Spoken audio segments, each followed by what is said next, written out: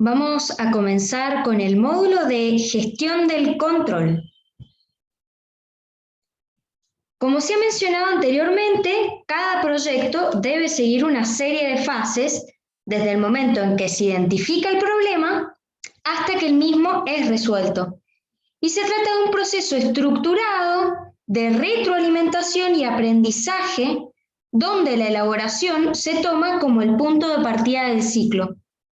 Esta fase de elaboración se toma como la fase más importante, porque la calidad influirá directamente en las siguientes etapas del ciclo del proyecto. Asimismo, no se puede controlar lo que primero no se planificó. Toda sistemática de planificación y control se basa en una idea muy simple. Si tenemos una planificación que muestra una forma realista de conseguir los objetivos y seguimos esta planificación, vamos a conseguir esos objetivos. Por lo tanto, controlar un proyecto se resume en hacer que se haga lo planificado, aplicando las correcciones que sean necesarias cuando nos estemos desviando. A medida que se implementa el proyecto, quienes lo dirigen deben controlar continuamente su progreso. Examinan lo que se hizo hasta el momento, estudian una vez más el plan y luego determinan si hay discrepancias importantes entre lo que se planificó y lo que se está ejecutando. Es importante no olvidar que el plan es una suposición, una conjetura. Por lo tanto, al controlar un proyecto, la pregunta que hay que formular no es ¿tenemos variaciones?, sino ¿las variaciones que tenemos son aceptablemente pequeñas? Ahora bien, los niveles de variaciones estimados como aceptables tienen que ser determinados al inicio del proyecto. Para el proceso de control es fundamental la recolección y el análisis de los datos sobre el progreso del proyecto. Una vez que disponen de esa información, quienes dirigen pueden seguir diversos cursos de acción. Por ejemplo, si su programa se está deslizando de manera inaceptable, pueden decidir acelerar ciertas tareas críticas, dedicándoles más recursos.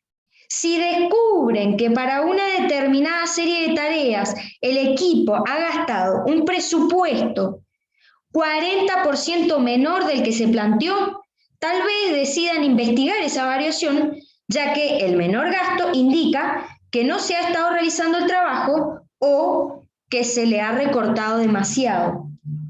Asimismo, todo proyecto atraviesa diversas evaluaciones. Evaluaciones técnicas, como por ejemplo revisiones preliminares de diseño y revisiones críticas de diseño, apreciaciones del personal, revisiones del manejo de objetivos y auditorías. Al igual que el control, la evaluación cumple una importante función de retroalimentación. Sin embargo, entre evaluación y control hay varias diferencias importantes. El control implica una continua verificación de la marcha del proyecto, mientras que la evaluación solamente significa la realización de exámenes periódicos. El control se concentra sobre los detalles de lo que está ocurriendo en el proyecto, mientras que la evaluación se ocupa más bien de un panorama general. Las actividades de control son responsabilidad de la persona encargada del proyecto, mientras que las evaluaciones son realizadas por un individuo o un grupo que no trabaja directamente en el proyecto. En este cuadro podemos ver la diferencia entre control y evaluación claramente. El control, entonces, implica una continua verificación de la marcha del proyecto, se concentra sobre los detalles de lo que está ocurriendo en el proyecto y hay una responsabilidad a cargo de una persona que es la encargada del proyecto. En cuanto a la evaluación, solo significa la realización de exámenes periódicos. Se ocupa más bien del panorama general y son realizadas por un individuo o grupos que no trabajan directamente en el proyecto a fin de mantener la objetividad. La evaluación es un examen objetivo y periódico para determinar el estado de un proyecto en relación con sus objetivos específicos. Las evaluaciones se producen durante el proyecto, pero también al final. Sin duda, el papel básico de la evaluación es diferente en estos dos casos. Realizando una evaluación en el medio del proyecto, vamos a poder utilizar los resultados para modificar el rumbo del trabajo. De hecho, las consecuencias de la evaluación media suelen ser impresionantes. Terminación anticipada, revisión de los objetivos, reestructuración del plan del proyecto. Evidentemente, la evaluación que se hace al final del proyecto no va a tener la influencia sobre el curso futuro del proyecto, porque este ya está concluido. Pero sirve como ejercicio para verificar lo aprendido, aplicando ese conocimiento a otros proyectos posteriores. Lamentablemente, las evaluaciones suelen ser poco eficaces, porque muchas veces intimidan a las personas que están siendo evaluadas. Lo importante, de todos modos, no es identificar a las personas problemáticas que deben ser sancionadas, sino que lo importante es identificar los problemas mientras todavía son pequeños y manejables, antes de que se conviertan en monstruos y hagan estragos en nuestro proyecto. Un aspecto fundamental para poder medir el desempeño del proyecto y realizar controles y evaluaciones son los indicadores. Son un instrumento para poder medir cómo se está llevando a cabo el proyecto y si los objetivos se están cumpliendo.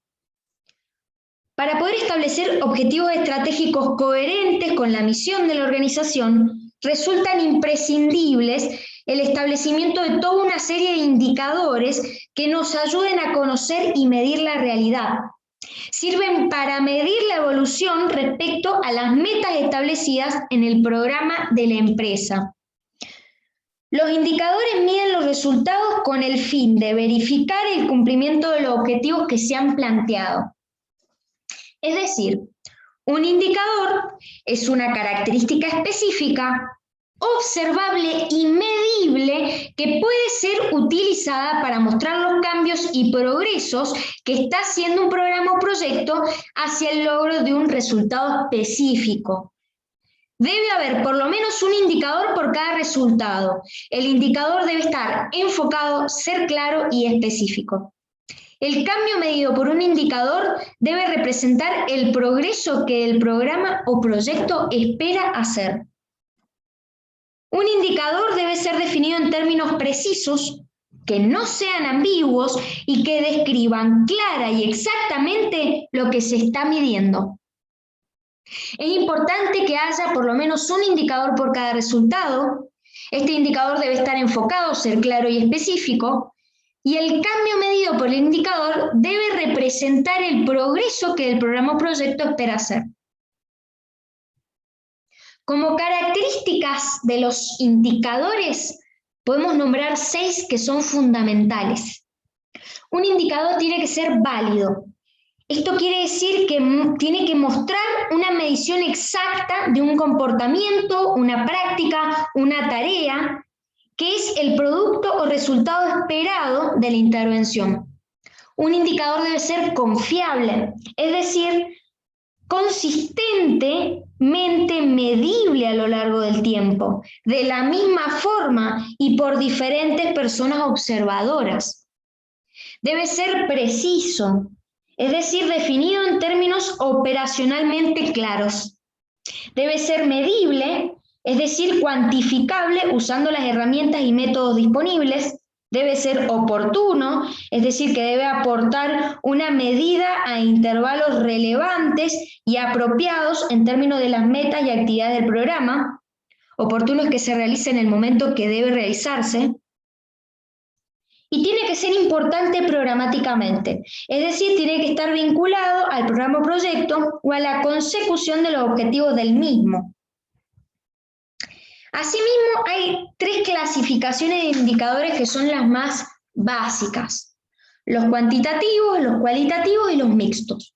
Un indicador cuantitativo expresa cantidad o frecuencia de un hecho o fenómeno. Por ejemplo, número de asistentes, número de intervenciones, número de actividades. En cambio, los indicadores cualitativos van a apuntar hacia una cualidad del fenómeno, es decir, lo caracterizan. Por ejemplo, grado y tipo de colaboración con otros o otras agentes, participación en un colectivo especial de especial dificultad o interés, o sacar a la luz un problema latente, entre otros. Asimismo, los indicadores mixtos van a cuantificar algunas de las cualidades de un fenómeno, son una mezcla del cuantitativo y el cualitativo. Asimismo, es necesario tener en cuenta que siempre hay factores externos sobre los que no se puede tener control, pero que sin embargo son muy importantes para que el proyecto logre sus objetivos. Los ejemplos son un montón, desde la concesión de una subvención a la necesidad de incorporar personas voluntarias. Los mismos tienen que identificarse y tienen que especificarse. ¿Y cómo formulamos un indicador? Primero, en la serie de pasos para formular un indicador, tenemos que preguntarnos qué es lo que queremos medir. En segundo lugar, tenemos que preguntarnos si lo que se quiere medir se relaciona con el diagnóstico, la problemática, los objetivos y los resultados del plan. El tercero es que tenemos que proponernos y estructurar el indicador. El cuarto, definir responsables. Esto es fundamental, definir responsables para cada actividad o tarea. El quinto, establecer las metodologías, las herramientas, los protocolos para la recolección de esa información que vamos a medir. El sexto tiene que ver con establecer los medios de verificación para comprobar la validez de un indicador. El séptimo, resumir los pasos anteriores en la formulación de una ficha técnica. Y el octavo es interpretar ese indicador. Los criterios para determinar los indicadores tienen que ver con desarrollar indicadores para cada una de las etapas del proyecto. Todos los que se puedan deben ser desagregados por sexo para permitir una comparativa adecuada. Debe establecerse de manera participativa con todas las personas involucradas en el proyecto y deben combinar indicadores cuantitativos y cualitativos. Acá tenemos ejemplos de indicadores. Por ejemplo, si nosotros en un proyecto programa tenemos como objetivo mejorar la accesibilidad y la oportunidad de la atención al público, algunos indicadores para poder medir si este objetivo se está logrando puede ser horarios flexibles de consulta e intervenciones. Y entonces, dentro de este indicador vamos a tener una meta. Lograr el 100% de atención las 24 horas. Y una iniciativa que podemos llevar a cabo para lograr esto puede ser la intensificación de horarios nocturnos. Otro de los indicadores que podemos utilizar para ese objetivo puede ser instancias de disponibilidad de pabellones. La meta sería un software de disponibilidad con información inmediata y una iniciativa que podemos llevar a cabo para lograr esto es la instalación de un sistema informático para los pabellones. Otro indicador para este objetivo puede ser disponibilidad y equipamiento e instrumental necesarios.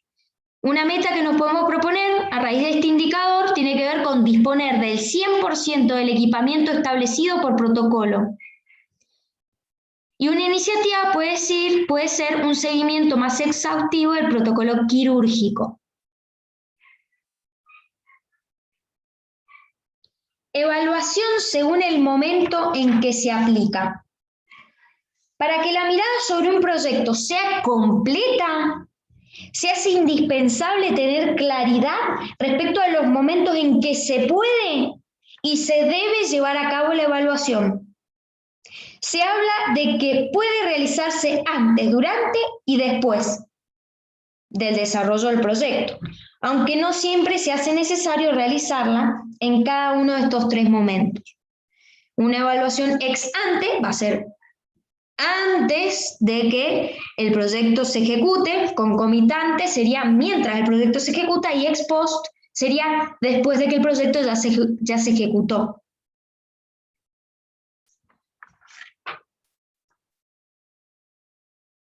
El presupuesto. Una de las responsabilidades más importantes del director o la directora del proyecto es elaborar un presupuesto y ceñirse a él. Casi siempre el éxito o fracaso de quien dirige se va a medir por el hecho de que su trabajo se desarrolle dentro de los límites del presupuesto o lo supere. Excederse del presupuesto puede tener graves consecuencias. En vista de la importancia del presupuesto, no es sorprendente que muchas organizaciones concentren gran parte de la atención de sus agentes sobre esta área. Y entre los componentes del presupuesto, por lo general, el coste de un proyecto se compone de 4 elementos: los costes directos de mano de obra, los gastos generales, las prestaciones suplementarias y los costes auxiliares. Cuando hablamos de los costes directos de la mano de obra, estos se determinan multiplicando los salarios de las personas trabajadoras, calculadas por hora o por mes, por la cantidad de tiempo que se espera que se dedique al proyecto. En cuanto a los gastos generales, hacen referencia a los gastos típicos que se hacen para mantener el ambiente en el que se desempeñan las personas que trabajan. Por ejemplo, instalaciones de la oficina, la cuenta de energía eléctrica, el alquiler y muchas veces los gastos de secretaría. Los gastos generales son relativamente fijos en comparación con los costes directos de la mano de obra. En cuanto a las prestaciones suplementarias, son los beneficios fuera de salario que una organización otorga a los empleados y empleadas. Estos beneficios incluyen la contribución de trabajadores a la seguridad social, o pueden incluir las contribuciones de la parte empleadora al seguro de vida, al seguro de salud, el plan de participación en las ganancias, opción de compra de acciones, un plan de jubilación, premios y bonificación por estudios universitarios. Es decir, estas serían prestaciones suplementarias.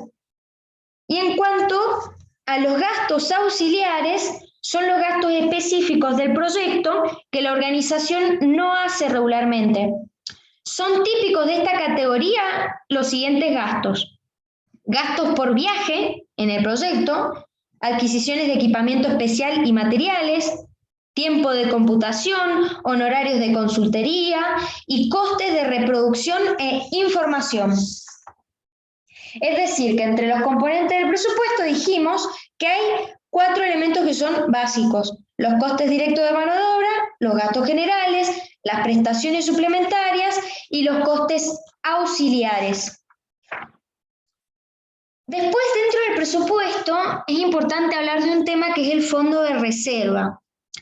Una lamentable realidad de la dirección de proyectos es la amenaza permanente de que los costes del proyecto superen el presupuesto. Entonces, para enfrentar esta amenaza es común que los directivos y las directivas del proyecto engorden algo sus estimaciones. Construir un fondo de reserva de entre el 5 y 10% resulta ser típico en proyectos de bajos niveles de incertidumbre, pero en proyectos de alto riesgo el porcentaje puede ser mucho mayor.